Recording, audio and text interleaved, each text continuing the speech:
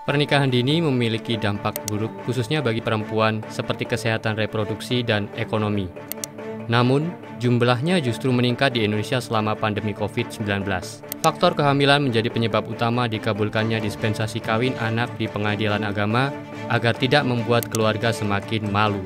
Perkawinan anak tetap dilakukan oleh kelompok miskin dan kurang berpendidikan. Kondisi kesejahteraan yang terus menurun ini telah memaksa orang tua membiarkan anaknya menikah. Anak yang tidak sekolah dianggap menjadi beban ketika dikombinasikan dengan penurunan penghasilan keluarga. Oleh karena itu, orang tua menikahkan anaknya dengan tujuan memindahkan beban tersebut kepada orang lain. Keluarga takut jika anak-anak berpacaran melewati batas, maka memilih untuk segera menikahkan. Pada keluarga yang lemah pengawasan orang tua terhadap anak, berdampak terjadinya pergaulan bebas yang mengakibatkan kehamilan di luar nikah. Jumlah angka pernikahan pun bertambah setiap tahunnya, seiring dengan naiknya angka talak dan cerai, tetapi penurunan ada di angka rujuk. Survei yang terakhir digelar pada Maret 2020 menunjukkan angka pernikahan anak turun. Pada kategori usia di bawah 16 tahun menjadi 2,16% atau 561.000, dan pada usia 16-18 tahun sebanyak 19,68% atau 5,1 juta anak. Jumlah ini tergolong masih sangat besar. Angka perkawinan anak di Indonesia ini masih sangat memprihatinkan. Dari seluruh negara anggota ASEAN, Indonesia ada di peringkat kedua.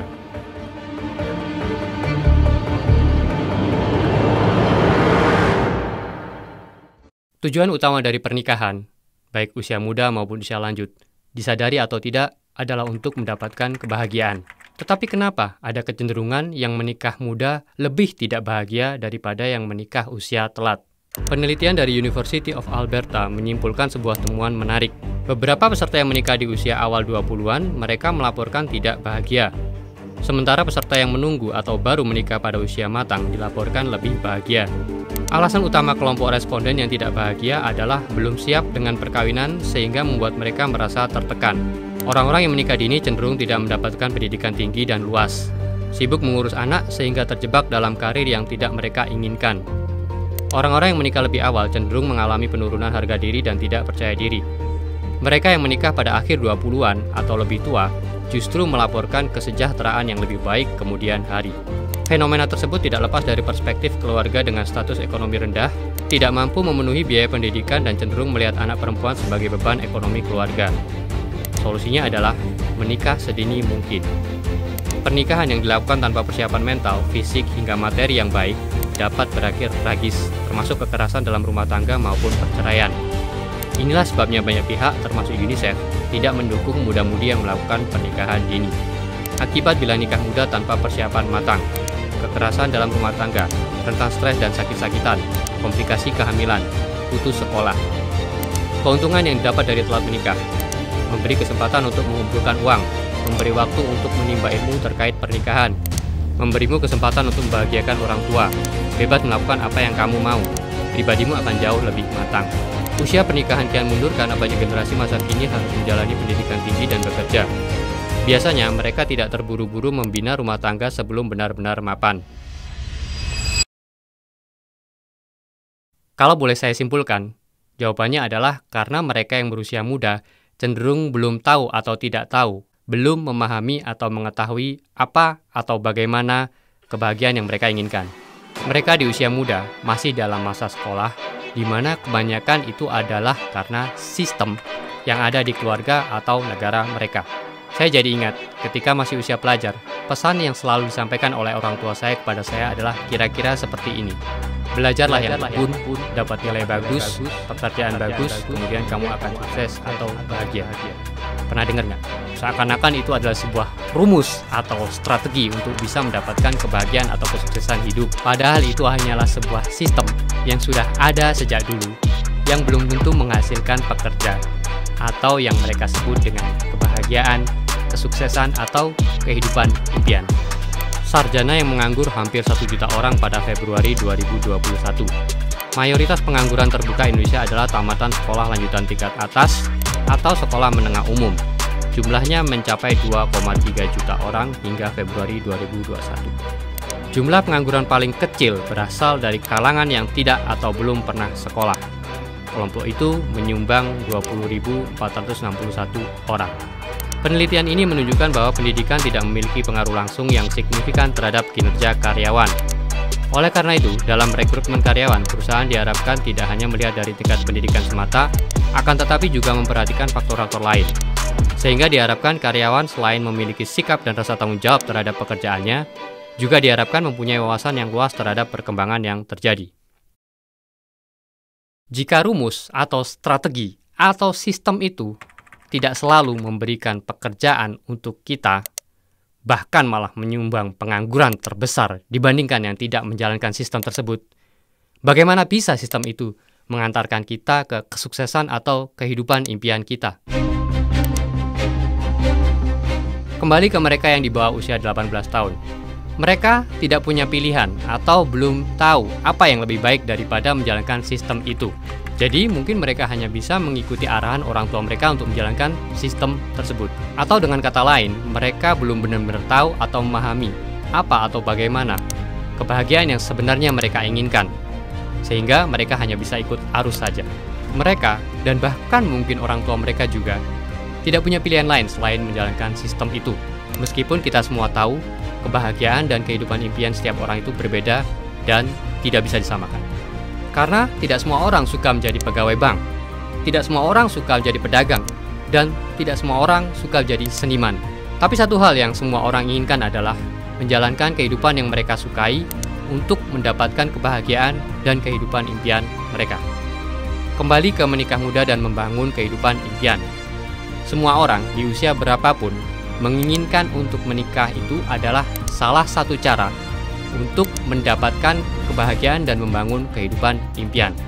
Masalahnya adalah, apakah mereka sudah benar-benar tahu bahwa pernikahan akan membawa mereka ke kebahagiaan tersebut, atau mereka hanya sekedar berharap bahwa setelah menikah mereka akan mendapatkan kebahagiaan dan kehidupan impian mereka?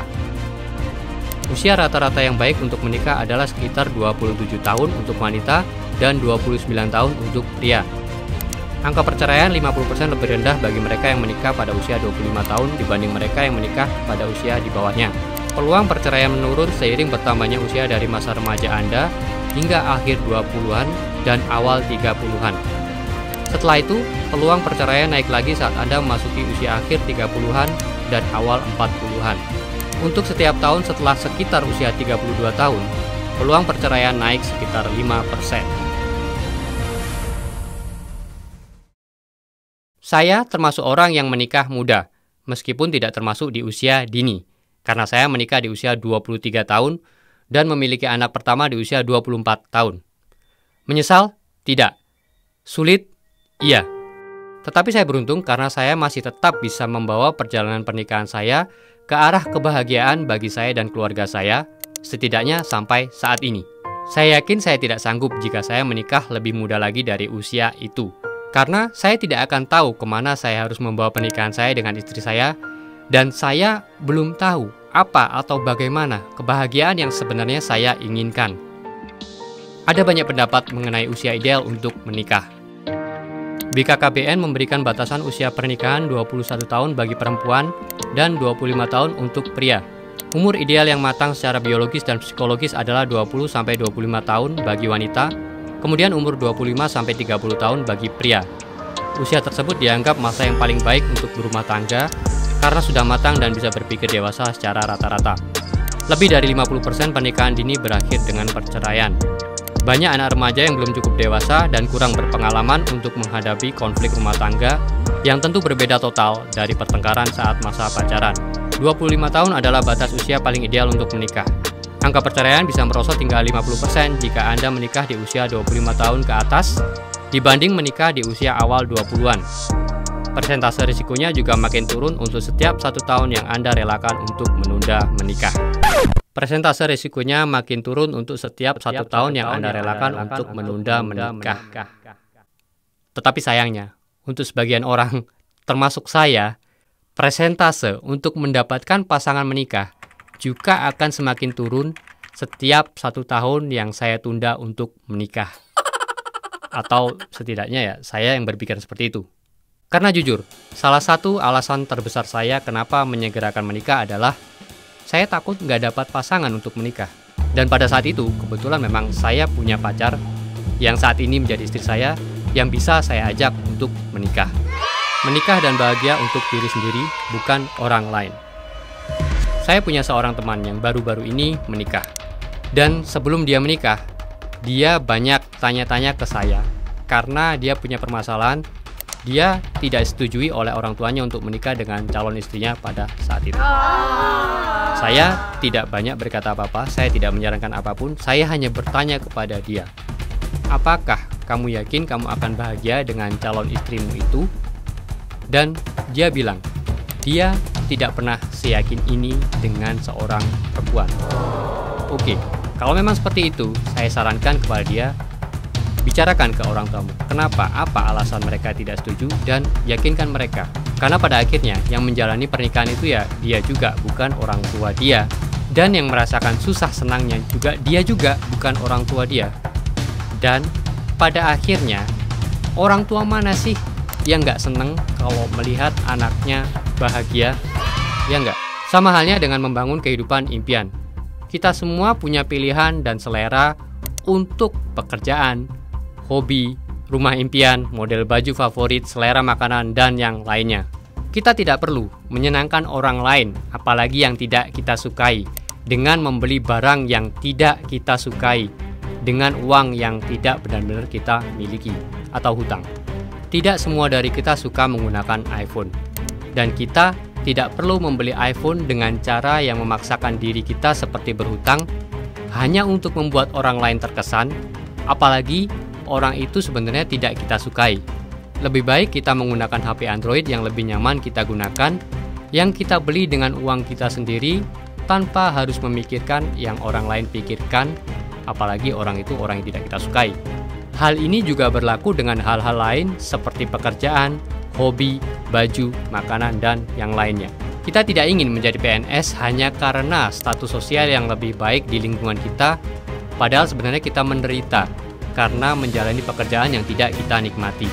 Kita tidak ingin menjadi wira swasta hanya karena ingin menunjukkan ke orang lain bahwa kita punya uang untuk menjalankan usaha atau bisnis tersebut.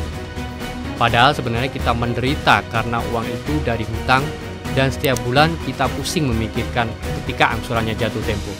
Kita tidak ingin menjadi YouTuber hanya karena ingin mendapatkan popularitas dan ikut-ikutan tren saja.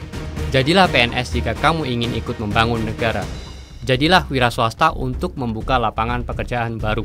Jadilah YouTuber untuk memberikan sesuatu yang bermakna kepada penonton video kamu. Dan menikahlah jika kamu yakin bahwa itu benar-benar bisa membuatmu bahagia dan berkomitmen untuk tetap membawanya di jalur kebahagiaan untuk kamu dan keluarga yang akan kamu bangun. Seperti saya, itu tidak mudah, tapi sangat mungkin. Tapi kalau kamu masih belum yakin, lebih baik menunda. Kesiapan menikah tergantung masing-masing individu. Keputusan untuk kapan menikah tak bisa hanya didasarkan oleh hasil survei semata. Tidak ada patokan usia ideal atau batas jangka waktu pacaran yang mampu menjamin kebahagiaan pernikahan. Diri Anda sendirilah yang menentukan kapan waktu yang tepat bagi Anda untuk menikah. Pernikahan dan perceraian adalah fenomena sosial yang sulit diukur hanya dengan angka. Thanks for watching.